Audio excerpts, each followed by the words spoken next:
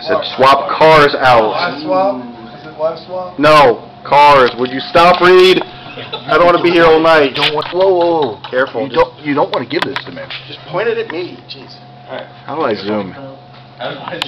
Hey. That's not zoom. This speech is for my public speaking class. It's my introduction to myself. It tells a little bit about myself and what my passions are and my hobbies are. My name is Sean Finch. My late Uncle Raymond once told me that the difference between a teacher and an educator is a teacher will teach somebody enough to get them through the class, where an educator will make that person want to get more experience and learn more about any given subject. My uncle started teaching as a woodshop teacher, and then he became principal, and then he later finished his career as the superintendent of the school district. At his retirement, he had students come up to him that he had not seen for 20 to 30 years before, and they were still saying that he was the best teacher that they had ever had. They referred to him, when they called him Mr. Finch, it was more like a badge of honor, the way they said it, as opposed to just a name.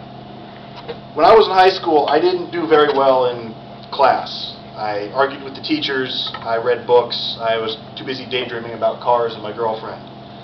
My 12th grade history teacher, Mr. Coleman, and I used to get in arguments in class about how history was written. How if one group of people did something, it was a great triumph, but if another group did the same thing, it was a great travesty or a crime. And I argued the point always that history is written by the victors. At the end of the class, when I thought I would receive an F, I actually received an A. And when I talked to him about it, he said it's because I engaged him as a teacher, and it made him work harder to make people learn. I discovered about 15 years ago that I wanted to be an educator, not a teacher, an educator. I wanted people to know information. But I wanted to do it originally as in the military. My problem was I started seeing how a lot of military classes are given. They have a book that has everything they need to know, what to say, when to turn the page, when to turn on the projector, what slide to put up, when to close it down, and what questions to ask. They don't teach. They don't educate. They just regurgitate information that's there.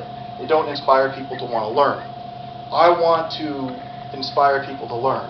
I take great joy in teaching people things I know about cars, Star Wars, my geeky side, about weapon systems in the military. There's a lot of people that this is what we do for a living, but they don't know the systems.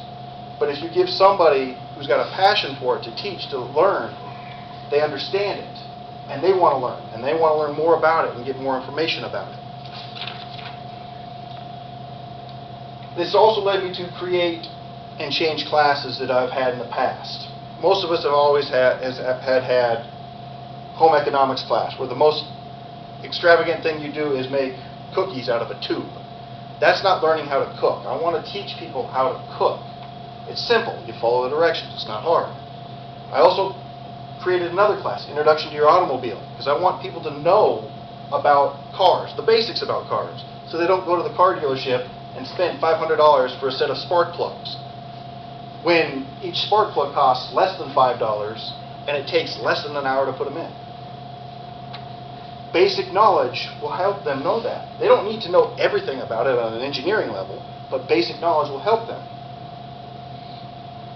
The highlight of my career as an educator in the military, what I've done, is when I went to Bulgaria and I actually taught 2 platoons of the Bulgarian military, U.S. military driver's training. I taught them how to drive our Humvees and how to drive our 5-tons. Taught them in our class. I had the class laid out so it was in English and Cyrillic. I had a translator that I worked through. In the first day or so, we used the translator. After that, there were no translators needed. We, as soldiers and drivers and mechanics, understood each other. And that was the greatest time I've ever had as a teacher. Lack of knowing is not an excuse. Just because you don't know about something, you don't know how to parachute, you don't know how to cook, you don't know how to paint, you don't know how to reupholster something, shouldn't stop you from learning about it, at least reading about it and having a passing understanding of it.